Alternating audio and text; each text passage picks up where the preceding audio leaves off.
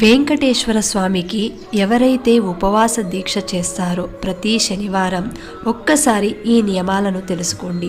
ఎందుకంటే వెంకటేశ్వర స్వామి ఏది కోరినా సరే వరాలిచ్చే వడ్డీ కాసులవాడు. కాబట్టి వ్రతం చేసేవారు శనివారం రోజున తినే ఆహారంలో ఎట్టి పరిస్థితుల్లోనూ నూనె వాడకూడదు. పూర్తిగా నెయ్యితో తయారు చేసిన ఆహార పదార్థాలను మాత్రమే భుజించాలి. మధ్యాహ్నం ఒక్క పూట మాత్రమే భోజనం చేయాలి.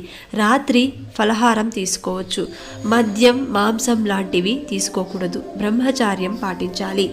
ఎవరైతే ఈ నియమాలను పాటిస్తూ 7 శనివారాల వ్రతాన్ని ఆచరిస్తారో వారి కోరిక తప్పకుండా ఫలిస్తుంది. ఇక ముడుపు ఎలా కట్టాలంటే, వ్రతం మొదలుపెట్టిన మొదటి రోజు ఒక పసుపు వస్త్రంలో 11 రూపాయలు దక్షిణ ముడుపు మూటలా కట్టి శ్రీనివాసుని పటం ముందు ఉంచి ఈ యొక్క సంకల్పం నెరవేరితే తిరుమలకు దర్శనానికి వస్తానని మొక్కుకోండి.